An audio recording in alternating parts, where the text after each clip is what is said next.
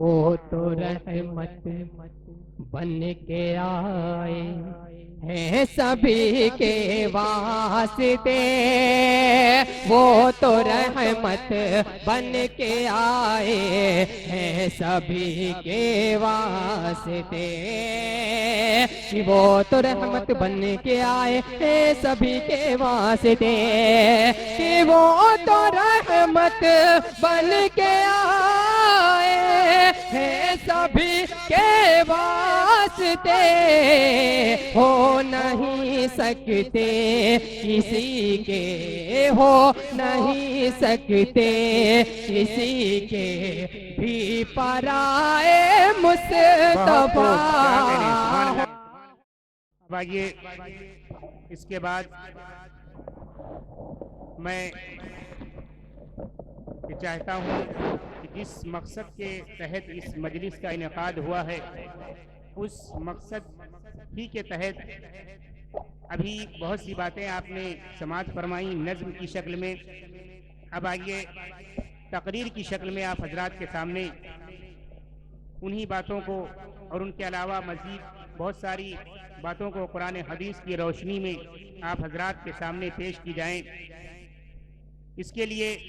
میں بغیر کسی تاخیر و تمہید کے برادر عزیز جناب محترم مولانا ثناء اللہ صاحب ندوی کو دعوت دیتا ہوں کہ وہ تشریف لائیں اور اپنے نورانی بیان سے سامعین حضرات کے قلوب کو محظوظ فرمائیں۔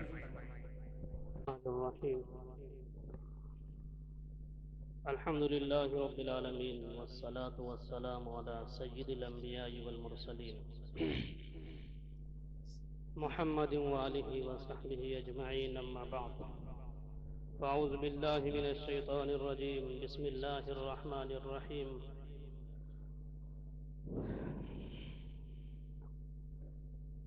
انہ من یتقی ویصبر فإن اللہ لا یضیع اجر المحسنین۔ محترم حضرات، عزیز دوستو اور باہر سے آئے ہوئے مہمانان اعظام، اللہ رب العزت کا احسان اور فضل یہ ہوا کہ جس عمارت میں آج ہم اور آپ سب بیٹھے ہوئے ہیں ایک مدت سے بن رہی تھی، اور الحمدللہ یہ عمارت مکمل ہوئی، اور اب یہ اس حال میں ہو گئی ہے کہ تعلیمی آغاز کا انعقاد اس میں کیا جائے، اور کچھ دن ابھی اس میں تعلیم ہوئی، لیکن پھر سے لاک ڈاؤن کی وجہ سے اس میں تعلیم روک دی گئی ہے، اور رمضان المبارک کی آمد ہے، تقریباً مدرسوں کی جو چھٹی ہوتی تھی وہ بھی ہو چکی ہے، اور کہیں امتحانات چل رہے ہیں، اب چھٹی ہونی ہے۔ انشاءاللہ اگر حالات صحیح رہے تو عید کے بعد سے باقاعدہ تعلیمی آغاز اس میں شروع کیا جائے گا۔ بہت مبارک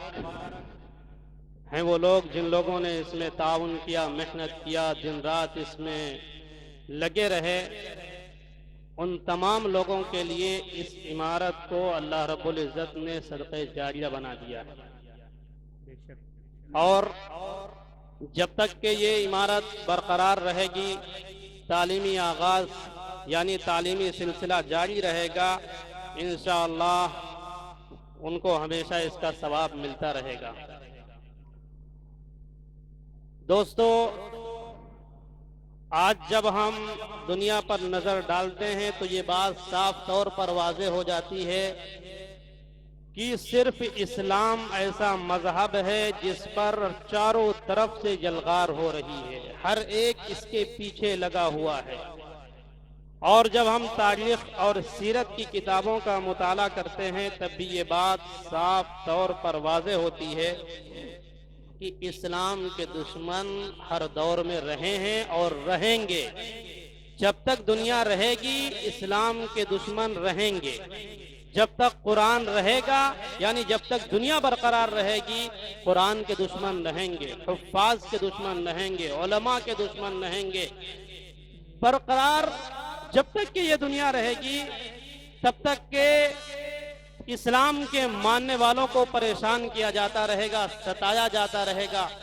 وجہ صرف یہ ہے، ہماری غلطی صرف یہ ہے کہ ہم نے اللہ کو ایک مانا ہے، نبی صلی اللہ علیہ وسلم کو اپنا نبی مانا ہے، قرآن کو ہم نے اپنی کتاب مانا ہے، اسلام کو ہم نے اپنا دین مانا ہے، اور جو شریعت آپ صلی اللہ علیہ وسلم ہمیں دے کر گئے ہیں اس شریعت کو ہم نے اپنی شریعت مانی ہے۔ اس وجہ سے ہمیشہ اسلام کے دشمن رہے ہیں اور رہیں گے، اور آج ہم دیکھ رہے ہیں اپنی زندگی میں، کسی کی 60 سال زندگی ہے، کسی کی 70 ہے، کسی کی 80 ہے، اپنی زندگی میں وہ یہ دیکھ رہے ہیں کہ جتنا برا دور یہ گزر رہا ہے شاید کبھی نہیں گزرا ہے، جتنا برا یہ وقت چل رہا ہے، اور ایسے ایسے لوگوں کو عہدے پر فائز کیا گیا ہے، شاید اتنے بدترین اور اتنے بدبخت لوگوں کو کبھی ایسی کرسی نہیں دی گئی ہے۔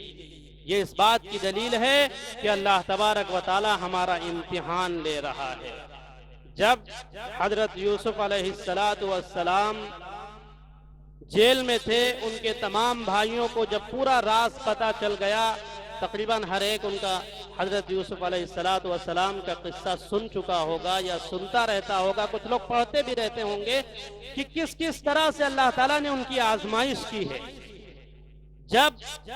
ان کے بھائیوں کو پتا چلا کہ اس بھائی کو جس کو ہم نے سب سے ذلیل اور حقیر سمجھ کے کنویں میں ڈالا تھا، آج وہی بھائی مصر کا بادشاہ بنا بیٹھا ہے، تو پوچھا ان بھائیوں نے کہ آپ یہاں اس کرسی تک کیسے پہنچے، اس مقام اور اس عہدے پر آپ کیسے پہنچے؟ تو حضرت یوسف علیہ السلام نے جو جملہ کہا تھا وہی ہم نے قرآن کی آیت تلاوت کی ہے، اور اسی جملے پر ہم سب کو ہمیشہ عمل کرنا ہے۔ فرمایا من یتقی ویصبر فإن اللہ لا یضیع اجر المحسنین، کہ جو شخص اللہ تعالیٰ سے ڈرے گا، جو شخص تقوی اختیار کرے گا اور مصیبتوں پر صبر کرے گا، اللہ تعالیٰ کبھی بھی محنت کرنے والے کے اجر کو ضائع نہیں کرتا ہے۔ تو انہوں نے جب یہ بات کہی تو بھائیوں نے سمجھ لیا کہ شاید بہت آزمائشوں سے اور بڑی محنتوں سے، بڑی کوششوں سے یہاں تک پہنچے ہیں، تو انہوں نے یہ بات ارشاد فرمائی کہ کبھی بھی آپ محنت کریے، کبھی بھی آپ کوشش کریے اور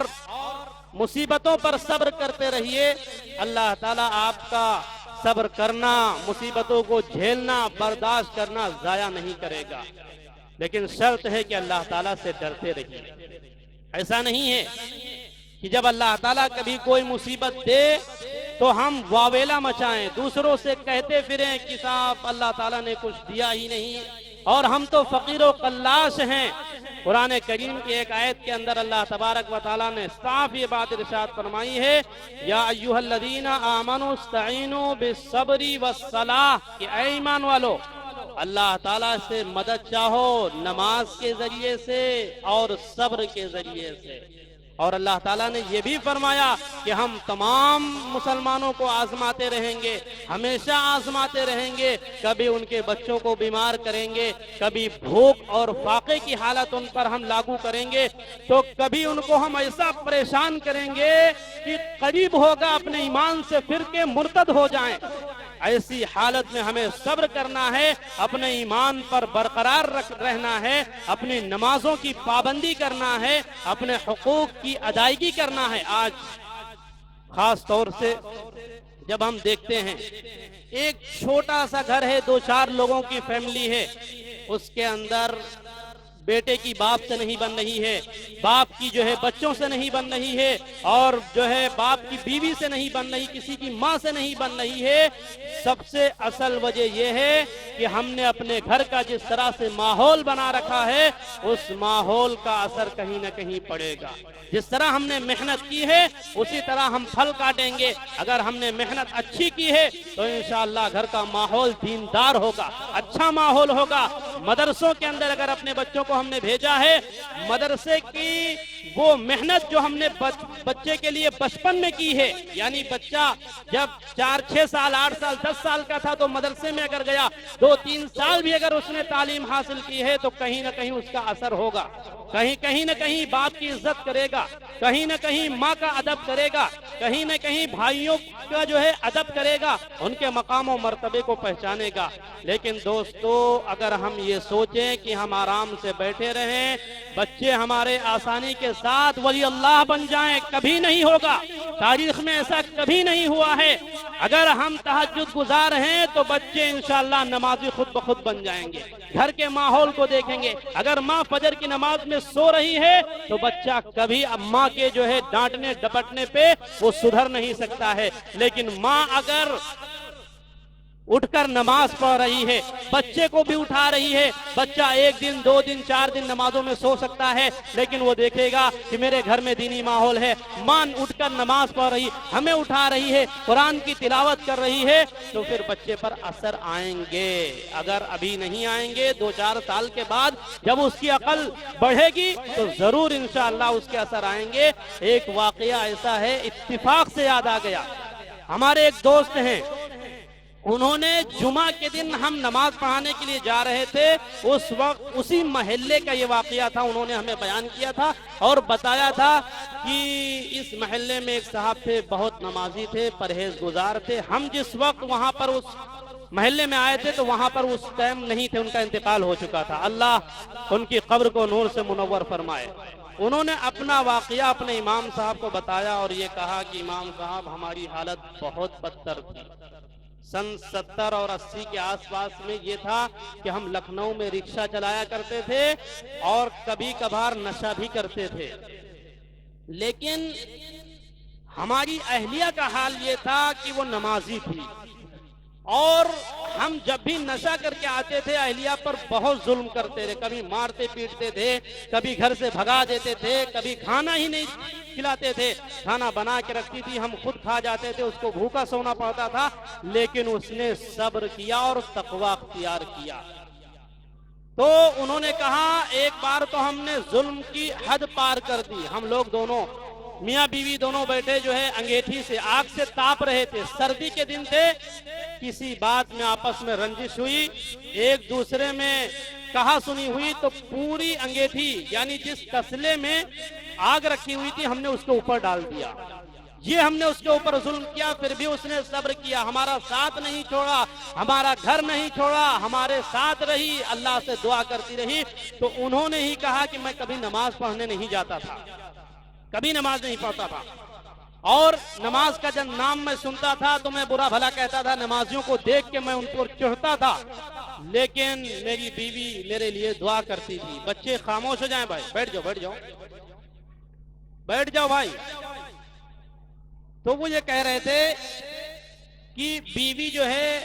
بہت پریشان رہتی تھی، اللہ سے دعا کرتی تھی، نماز پڑھتی تھی، صبر بھی کر رہی تھی۔ ایک دن ہم دونوں لوگ سو رہے تھے، سخت سردی کے دن تھے، دونوں لوگ سو رہے تھے، تو بیوی اٹھی، اس نے وضو کیا، تہجد کے وقت وضو کیا، وضو کرنے کے بعد نماز پڑھی، نماز میں وہ رو رو کے یہ دعا کر رہی تھی، تو اس کے رونے اور ہچکیاں لینے سے میری نیند کھل گئی۔ شوہر یہ بات کہہ رہا ہے کہ ہچکیاں لینے سے اور رونے سے میری نیند کھل گئی، اور جب میری نیند کھلی تو میں خاموشی سے لیٹ کر یہ سن رہا تھا کہ میری بیوی کہہ کیا رہی ہے۔ تو انہوں نے یہ سنا کہ میری بیوی کہہ رہی تھی کہ اے پروردگار، جس شوہر کو آپ نے ہم پر مسلط کیا ہے اس شوہر کو تو ہدایت عطا فرما، یا ہمیں اس سے نجات عطا فرما، اس سے چھٹکارا دے دے۔ اور اسی طرح کہہ کے رو رہی تھی، کبھی سجدے میں جا کے دعا کر رہی تھی، کبھی ہاتھ اٹھا کر دعا کر رہی تھی۔ تو شوہر بیچارہ وہ جو پتھر دل تھا، جو ظلم و ستم کے پہاڑ توڑ رہا تھا بیوی پر، اس کے آنکھوں میں آنسو آ گئے۔ وہ یہ کہنے لگا کہ میں نے پوری زندگی اس پہ ظلم کیا ہے، اور آج بھی یہ میرے لیے اللہ سے تڑپ کر دعا کر رہی ہے۔ تو اس وقت اس شوہر نے اپنے بستر پر لیٹ کر یہ عہد کیا تھا کہ میں رکشہ چلانا چھوڑ دوں گا اور نشہ کرنا چھوڑ دوں گا، اور اب آج سے میں نماز پڑھنے جا رہا ہوں۔ وہ اٹھا اور ٹھنڈے پانی سے سردی کے دنوں میں اس نے غسل کیا اور سیدھے مسجد چلا گیا. بیوی دعا سے فارغ ہوئی, جو اور کام تھے اس میں لگ گئی. بیوی نے دیکھا ان کو کیا ہو گیا ہے, یہ روز سوتے رہتے تھے اور گناہ کے ساتھ اٹھتے تھے, گالیاں بکتے ہوئے اٹھتے تھے, آج ان کو کیا ہو گیا؟ یہ اٹھ کر نماز یہ جو ہے غسل کیے ہیں, اور غسل کرنے کے بعد اچھا کپڑا جو پرانے بکسے میں رکھا ہوا تھا, کبھی جمعہ یا عید بقرعید جو نکالتے تھے, وہ کپڑا پہن کے جا رہے ہیں. تو بیوی کو یہ احساس ہوا کہ شاید اللہ نے میری مہینوں کی بلکہ برسوں کی دعا آج قبول کر لی ہے. تو جو ہے شوہر نے بیوی سے ہاتھ جوڑ کے کہا کہ میں نے تم کو جو بھی آج تک پریشان کیا ہے, جو بھی تکلیفیں دی ہیں, جو بھی اذیت تم کو ہم نے دی ہیں, تم نے سب برداشت کیا. میں تم سے معافی مانگتا ہوں, اب میں نے سدھرنے کا عزم اور ارادہ کر لیا ہے. اللہ نے تمہاری دعا قبول کر لی ہے. بیوی خوش ہو گئی. شوہر ادھر گھر سے مسجد کے لیے نکلا اور جا رہا نماز کے لیے. بیوی پھر سے مصلی بچھائی اور سجدے میں گر گئی کہ اے مالک حقیقی, تو نے آج میری دعا قبول کر لی. میں برسوں تجھ سے دعا مانگ رہی تھی, آج تو نے دعا قبول کر لی. جب وہ شوہر جو کبھی کبھار عید بقرعید جو عیدگاہوں میں پہنچتا تھا, ہنگامے کرتا تھا, جب مسجد کی دہلیز پہ پہنچا تو مسجد کا اکرام کر رہا تھا, ادب کے ساتھ داخل ہو رہا تھا. پورے محلے کے لوگ دیکھ رہے تھے کہ آج ان کو کیا ہو گیا ہے, کیا مسئلہ آج آ گیا ہے. محلے کا سب سے بدنام شخص فجر کی نماز میں سب سے پہلے آج مسجد میں داخل ہو رہا ہے. اس کا مطلب کوئی نہ کوئی بات ہے. اس شخص نے نماز پڑھی اور نماز کے بعد کئی لوگوں نے ہاتھ ملایا. بہت سے بیچارے دعوت اور تبلیغ کے ساتھی تھے, ان لوگوں نے ان کو اپنے سر پہ بیٹھایا, کہا آپ تھوڑی دیر مشورے میں اور تعلیم میں بیٹھیے. انہوں نے کہا بالکل بیٹھیں گے. جب اللہ کے رسول کی حدیث جیسے فضائل اعمال اور منتخب احادیث کی حدیثیں پڑھی جا رہی تھی, تو جب سنی انہوں نے, ان کا دل خود بخود پگھلتا چلا گیا. اسی فجر میں انہوں نے یہ ارادہ کیا کہ میں آج 3 دن کے لیے نام لکھاتا ہوں, میں اللہ کے راستے میں جماعت میں 3 دن لگانے چلوں گا. تمام جماعت کے لوگ خوش ہو گئے کہ اللہ نے ایک بگڑے شخص کو ہدایت دے دی, اور وہ بگڑا ہوا گھر بیوی کی دعاؤں سے سدھر گیا. اس شخص نے خود یہ بات کہی. پھر مسجد کی دیکھ ریکھ بھی اس کے حصے میں آئی. پھر اس کے لیے بھی وہ تہجد میں دعا کرا کرتی تھی بیوی کہ اللہ اب اس میرے بگڑے ہوئے شوہر کو تو دیندار بنا دے. چنانچہ ایسا وقت آیا کہ اچھے جب نماز چھوڑ دیتے ہیں, اس وقت وہ اول صف میں ملتے تھے. یہ کوئی کتاب کا پڑھا ہوا واقعہ نہیں بتا رہے ہیں, یہ حقیقی واقعہ ہمارے دوست نے اپنے ایک مقتدی کی جو ہے بات اور ان کے جو ان کا پورا قصہ تھا, وہ قصہ انہوں نے ہم سے بیان کیا. تو ہم آپ کو یہ واقعہ بتا رہے ہیں, اور کوئی بہت پرانا نہیں, 6-7 سال 8 سال پہلے کا واقعہ ہے. تو دوستو, جب ہم صبر کریں گے اور کوشش کریں گے تو اللہ تبارک و تعالی پتھر دل بھی ہمارے سامنے نرم کر دے گا, موم کی طرح پگھلا دے گا. حضرت عمر رضی اللہ عنہ کتنے سخت آدمی تھے, لیکن جب اللہ تبارک و تعالی نے ان کو ہدایت دی اور اسلام سے نوازا تو کس طرح سے وہ ہو گئے تھے. تو دوستو, ہم خود یہ سوچیں کہ اپنے گھر کا ماحول کس طرح سے سدھار لیں. اپنے بیوی پہ اگر کوئی ظلم کر رہا ہے تو اس سے باز آئے. اگر بچوں کے حقوق کو ادا نہیں کر رہا ہے, یا بچے بگڑ رہے ہیں, نمازوں کا وقت ہو رہا ہے, بچے سو رہے ہیں, یا ناپاکی کی حالت کا بہانہ کر کے گھر سے نکل جاتے ہیں, تو یہ ہمارے اوپر فرض ہے, اس لیے کہ اللہ تبارک و تعالیٰ نے ہم کو ذمہ دار بنایا ہے. اگر کوئی شخص جو ہے گھر کا ذمہ دار ہے تو پورے گھر کے بارے میں قیامت کے دن پوچھا جائے گا. اللہ تعالیٰ پوچھیں گے کہ تم نے اپنے گھر کو کیوں بگاڑنے دیا. تب وہی بچہ جس کو لاڈ اور پیار اور محبت میں آج ہم برباد ہوتے دیکھ رہے ہیں, وہی کہے گا انا اتانا سادتنا وکبرانا فاضلونا السبیل, کہ اللہ یہ ہمارے ذمہ دار ہیں, ہمارے گارجن ہیں, انہوں نے ہمیں بگاڑنے دیا. آج جب قیامت کے دن تو ہمیں جہنم میں بھیج رہا ہے تو ان کو ڈبل سزا دے, ان کو دوگنی سزا دے. تو آج جو پیار اور محبت ہم اپنے بچوں سے اور بیویوں سے کریں تو ایک حد تک رہتے ہوئے کریں, اور یہ کوشش کریں کہ اللہ کے حقوق کی ادائیگی کے ساتھ گھر میں ایک بچہ زندگی گزارے گا, ماں زندگی نماز کے ساتھ گزارے گی, قرآن کے ساتھ گزارے گی. بچے چھوٹے ہیں تو ان کو مدرسے میں ہم بھیجیں گے, تاکہ یہ مدرسے جو آج ویران ہو گئے ہیں, یہ ہماری ہم آپ کی غلطیاں ہیں, ہم آپ کی کمیاں ہیں کہ آج مدرسے ویران پڑے ہیں. اگر ہم اندلس کی تاریخ اٹھا کے دیکھیں تو مسلمانوں کے 800 سال تک حکومت رہی, اس کے باوجود مسلمان آج وہاں پر نام کا نہیں ہے. وجہ یہی ہے کہ جن کے پاس پیسہ ہے وہ عیاشی کر رہے ہیں, اور جو بیچارے غریب و فقیر ہیں 2 ٹائم کا کھانا انہیں نصیب نہیں ہو رہا ہے، امیر لوگ غریبوں کو دبا رہے ہیں، اور جو صاحب حیثیت ہیں یعنی جن کے پاس عہدے ہیں، جو کرسی پر ہیں، وہ جو بیچارے غریب ہیں ان کو دبا رہے ہیں۔ اگر ہر ایک کا حق دینے لگے تو انشاءاللہ یہ دنیا حقیقی دنیا بنے گی۔ آج دنیا ہمارے لیے جہنم ہو گئی ہے، اس وجہ سے ہم سب اس مجلس میں کوشش کریں کہ اپنے حق کو خود ادا کریں گے تو ہمارے حق خود بخود ادا کیے جائیں گے۔ اللہ تعالیٰ نے ہر ایک پر جو ذمہ داریاں دی ہیں ان ذمہ داریوں کو ہم پورا کریں گے۔ ہم امید کرتے ہیں کہ اللہ تعالیٰ ہمیں بھی عمل کی توفیق دے اور آپ کو بھی عمل کی توفیق دے گا۔ وآخر دعوانا ان الحمد للہ رب العالمین۔